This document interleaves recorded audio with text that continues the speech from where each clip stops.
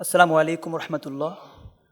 আমি সর্বপ্রথম মহান আল্লাহ রাব্বুল আলামিনের দরবারে লাখ কোটি শুকরিয়া জ্ঞাপন করছি এবং সাথে সাথে আমার মহান গুরুজি কাছে আমি অনেক অনেক কৃতজ্ঞতা এবং ভালোবাসা জানাচ্ছি, যিনি আমাদেরকে মেডিটেশন শিখিয়েছেন এবং মেডিটেশন শেখানোর মাধ্যমে কিভাবে সমস্ত নেতিবাচক দুর্গকে চূর্ণ বিচ্ছিন্ন করে ইতিবাচক দুর্গ গড়ে তুলতে হয় সেটা আমি গুরুজির কাছ থেকে শিখেছি।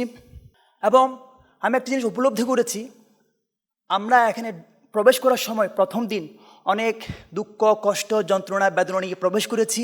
আজকে মনে হচ্ছে যে আজকে আমি যখন বের হব এখান থেকে সমস্ত দুঃখ কষ্ট যন্ত্রণা বেদনা সব ভুলে আমরা একটা ইতিবাচক বলয় সৃষ্টি করে আমরা বের হতে পারবো। আসলে নাগরিক এই জীবনে আমরা থাকতে থাকতে অভ্যস্ত হয়ে গেছি, নানা নেতিবাচক চিন্তা চেতনা আমাদের আচ্ছন্ন করে ফেলেছে। আমরা এই নাগরিক জীবন যন্ত্রণায় আমরা হাসতে ভুলে গিয়েছি। এখানে এসে আমরা প্রাণ করে হেসেছি, আমরা আসলে কাঁদতে ভুলে গিয়েছিলাম। আমার বাবা মারা গিয়েছিল ক্লাস যখন অষ্টম শ্রেণীতে ছিলাম তখন আমার বাবা মারা গিয়েছিল। আমি যখন গতকালকে কমান্ড সেন্টারে যখন গিয়েছিলাম আমার বাবার সাথে আমার দেখা হয়েছে, আমি বাবার সাথে কথা বলেছি, বাবার সাথে কোলাকুলি করেছি, তখন আমার চোখ দিয়ে অঝোর নয়নে অশ্রুধারা প্রবাহিত হয়েছিল। আসলে গুরুজি বলেছিলেন যে সৃষ্টির শুরু শব্দ এবং সৃষ্টির শেষ শব্দ দিয়ে হবে।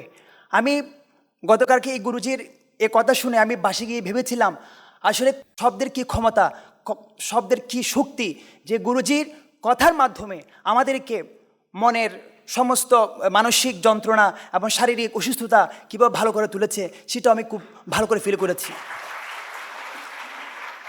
রাসূল করিম সাল্লাল্লাহু আলাইহি ওয়াসাল্লাম ইরশাদ করেছেন, মিশকাত শরীফে একটা হাদিস আছে যে কিছু কিছু মানুষের কথার মধ্যে জাদু আছে।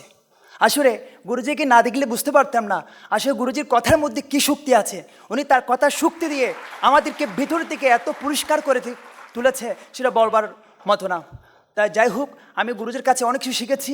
আমি গুরুজির প্রতি অনেক অনেক কৃতজ্ঞতা এবং গুরুজি আরও অনেক দিন বেঁচে থাকুক এবং সৃষ্টির সেবায় আমরা সবাই নিয়োজিত হতে পারি সে প্রত্যাশা ব্যক্ত করছি।